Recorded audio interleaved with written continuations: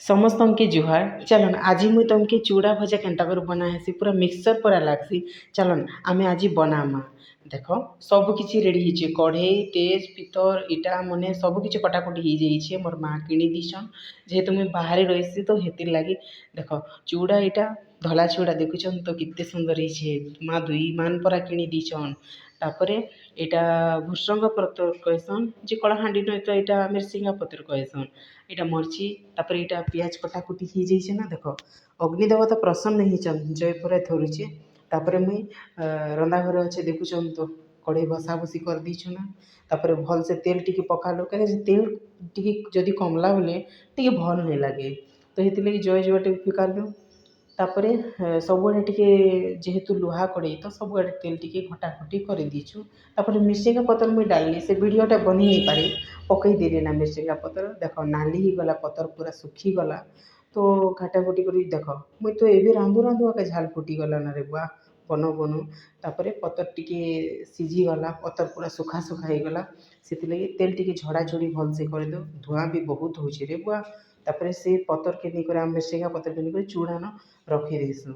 ସତେରେ ବୁଆ ଦେଖ ଖରା କେନ୍ତା ଦଉଛେ, ମାଆ ମାନେ କେନ୍ତା କଷେ ରାନ୍ଧସନ୍ ଯେ ବୁଆ ଚୁଇ ନ ଏବେ ବି ଆଜିକାଲି।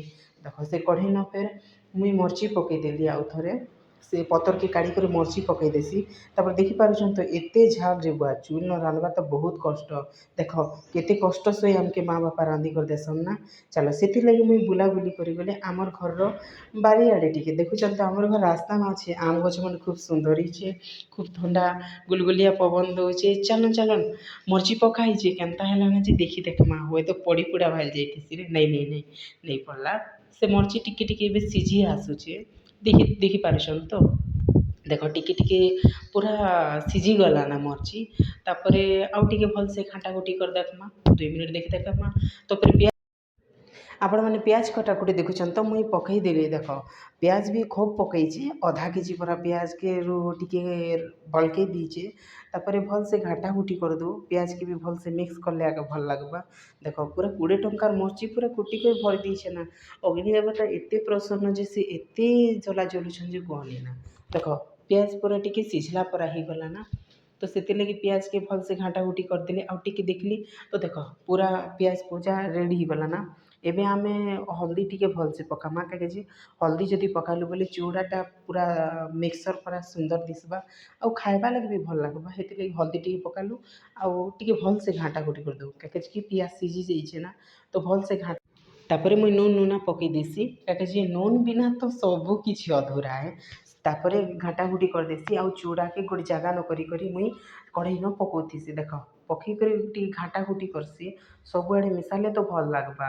ସେଥିଲାଗି ଚୁଡ଼ା ତ ବହୁତ ହେଇଯାଇଥିଲା ରେ ବୁଆ, ମା କିଣି ଦେଇଛନ୍। ଆଉ ଥରେ ସକଲା ସକଲି କର୍ସି, ଆଉ ଯେତେ ବି ଚୁଡ଼ା ଥିସି ସବ୍କେ ମୁଇଁ ସେ କଢ଼େଇନ ପକେଇ ଦେସି, ଦେଖିପାରୁଛନ୍। ଆଉ ଘାଣ୍ଟାଘୁଟି ଭଲସେ କରୁଛେ, ତାପରେ ଭଲସେ ମିକ୍ସ କଲେ ଆକା ଭଲ୍ ଲାଗ୍ବା, ନାଇଁ ହେଲେ ଅଲଣା ବି ଲାଗ୍ବା କେନାଡ଼େ। ତ ଦେଖ ଭଲସେ ଘାଣ୍ଟାଘୁଟି କରିଦେଉଛୁ।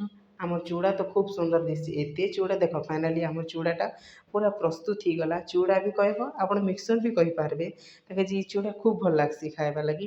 ଆଉ ଯେନ୍ ପିଲାମାନେ ବ୍ୟାଚଲର୍ ଲାଇଫ୍ରେ ତ ବାହାରେ ଯେନ୍ ପିଲାମାନେ ଷ୍ଟଡ଼ି କରିଛନ୍ ସେମାନଙ୍କର ଲାଗି ବହୁତ ଭଲ୍।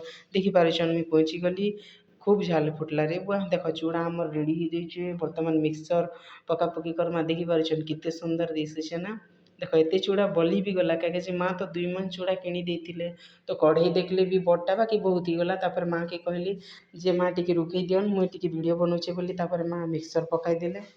ତାପରେ ଦେଖିପାରୁଛନ୍ କେତେ ସୁନ୍ଦର ଦିଶୁଛେ ଆମର୍ ପୁରା ଦେଶୀ ମିକ୍ସଚର୍ ଇଟା। ତାପରେ ମା ଘାଣ୍ଟାଘୁଟି କରିଦଉଛନ୍, ଦେଖିପାରୁଛନ୍ କେତେ ସୁନ୍ଦର ଦିଶୁଛେ। ସତେ ଯେ ଖାଇଛେ ସେ ହିଁ ଜାଣ୍ବା, ଦେଖିପାରୁଛନ୍। ଆପଣ ଥରେ କେବେ ବି ଟ୍ରାଏ କରି ଦେଖନ୍, ନିଜେ ବନାବାର୍ ଲାଗି ଚେଷ୍ଟା କରି ଦେଖନ୍, ଖୁବ୍ ଭଲ୍ ଲାଗ୍ସି। ମାସେ ମାସ୍ ଥିଲେ ବି କିଛୁ ନେଇ ହୁଏ ଇ ଚୁଡ଼ା, ଯେନ୍ଟାକି ଆମେ ବାହାରେ ରହିଲେ ଇଟା ଆମର୍ ଲାଗି ବ୍ରେକଫାଷ୍ଟ ହେସି। ଷ୍ଟୁଡେଣ୍ଟମାନଙ୍କର ଲାଗି ଆସନ୍ ଟିକେ ଚାଖି ଦେଖ୍ମା କେନ୍ତା ଲାଗୁଛେ। ଚାଲନ୍ ନି ଦେଖ୍ମା ଟିକେ, ଯେହେତୁ କାଢ଼ି କରି ନେଇଛେ ନେଇ ହେଲେ ଅଇଠା କଲାଟା ବୋଲି ଭାବ୍ବେ। ତ ଦେଖିପାରୁଛନ୍ ଚୁଡ଼ା ଆମର୍ କେତେ ସୁନ୍ଦର ହେଇଛେ, ପୁରା ମିକ୍ସଚର୍ ଫେଲିବା। ଟିକେ ଚାଖି ଦେଖୁନ୍ ଚାଲନ୍। ହେ ପ୍ରଭୁ, ଆପଣ ବି ବନେଇ ଦେଖନ୍, ଖୁବ୍ ଟେଷ୍ଟ ଲାଗୁଛେ। ଆଉ ଦୟାକରି ମୋର୍ ଭିଡ଼ିଓ ଯଦି ଆପଣମାନ୍କେ ଭଲ୍ ଲାଗୁଛେ ବୋଲେ ଲାଇକ୍, କମେଣ୍ଟ, ସେୟାର ଏବଂ ସବସ୍କ୍ରାଇବ୍ କରନ୍।